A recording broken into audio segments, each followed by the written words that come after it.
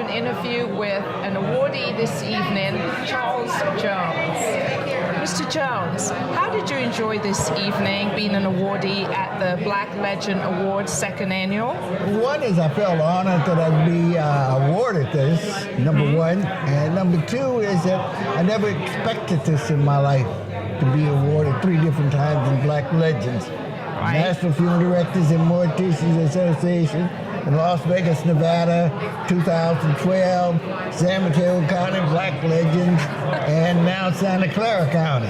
Isn't that wonderful? Yes, it is. Yeah, but you know, ever since I moved to the Bay Area, I've heard of you. So it was a pleasure tonight to, Gary Banks used to work with you, and I know him. But it's just a pleasure. So many people in this community respect you. So you getting anointed for that was really, really worth it. You are definitely a legend. Well, And it was, everyone in the room knew you from, like you said, from a different aspect. Sometimes not always the time, but at the same time, you've done so much for this community. What did it feel like tonight to have been on that stage and being around some people that you said you knew from different? One is that most of the people up there I've known or had association with for the last 30, 35, 40 years. The second thing is to be included with a group like that.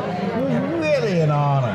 Yeah. I think of all the people that put us there, like my employees, Right. the community at large. I could not have survived without their support. Right. And that's what has made it all possible for me. And next, I thank God that He gave me an opportunity to stay here this long and to be a productive citizen. Right. Now, what do you think about the idea of building this Silicon Valley Museum to tell the story? I think that it is one that is overdue. It should have been built 30 years ago. Some of the Black pioneers that opened up this city. I can remember when the first Black woman ever in the history of San Jose was on the city council here. Oh, wow. The only Black mortuary that's ever been built in the city of San Jose. I worked for them. Oh, who were they? That was John Pierce in San Jose Mortuary. Mr. Pierce is dead now. Right. But the mortuary has closed down. Okay. But it's the only one that's ever been in the history of San Jose. I didn't know that. And most people don't know what our race is, what our story is, unless we tell our story ourselves. Exactly. And how did you get into the mortuary business? Was it a family? No, I started at 10 years old. Tell me more. My dad worked part-time selling burial insurance for Purvis Funeral Home in Mansfield, Louisiana. And on my 10th birthday, I asked to go and work at this mortuary free of charge as my birthday present. That's how I got started. At 10 years old, you recognized that it was an industry that you had an interest in. That's right.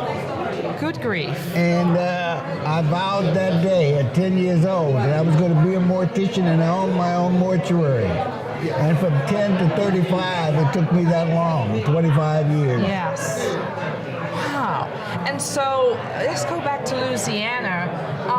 What was it? Because I've heard stories. I'm not from the U.S., but I have heard stories over the years about the kind of ceremonies, really. When yeah. So is that any part of the interest, maybe? No.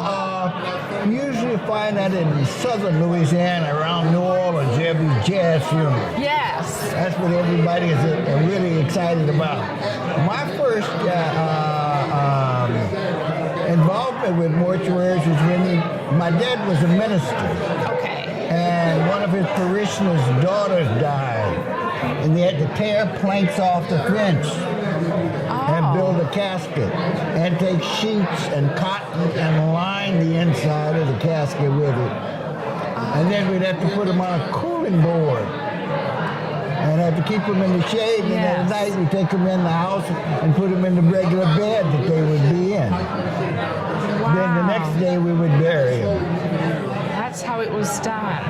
So from then till now, the way you probably in Santa Clara County having your mortuary, look at the difference in how your business. It's a bit of a night and day. The first thing is that we got inspectors now. I got 5 different inspectors. When I opened up, we only had 1. Oh my goodness. We got so many rules and regulations about embalming fluid, formaldehyde. The EPA is out there, Environmental Protection Agency, such you can put down the drain, such you can't. You got to have medical waste removed. You can't put it with your regular garbage. You got to have that separate now. It's so many different things. Are you mentoring anyone to come behind you here in Silicon Valley to keep this going? My daughter is taking over for me right now. Great. So we will have a continuation of Jones. Yes. And that's what we have to do, don't you agree, with the next generation? We have uprise to. them. Right. What are some of the things you would tell a young person today to get involved with their community? What are some of the directions you would give them? One is I would tell them first to find something that is their passion. Yes. Because when everything is said and done, if it's not your passion, it's not going to work. Right. Success, you have to pay a price for it. Wow. Very much. The price you have to pay is very big. And a lot of sacrifices and everything. I've had my daughter tell some of her friends, my dad sacrificed a lot while I was growing up. But that's the price for success. Yes, definitely. And a lot of us look at success as going to come and greet us in the morning. It's not going to do that. Right. We have to work at it very hard. So the young people today, it seems like with social media, etc., they don't hold that time to give back to anything. Does that worry you what that next group's going to look like? No, it doesn't worry me. One is that I feel that in time, our young people will grow up and grow out of this stage. What a positive when thought. they understand that they have to give back. Somebody helped them. Yes. It takes some time to take people a long time to realize you didn't get where you were just on your own. Somebody had to help you. Somebody had to push you. Someone had to encourage you. Right, exactly. To always get to where you are. Right. As an awardee now, how are some of the things you're going to do to help with the museum building? Well, one is I'm going to try to be involved with the planning of next year's event. Great. Second thing is I'm going to try to be involved with selling tickets to be sure that people will come. Yes, definitely. And try to push it those two ways. Yes. Those are ways that I can help. Third, I'm going to try to spread it among all my friends. Absolutely. All my suppliers, all my everybody. Try to get them involved.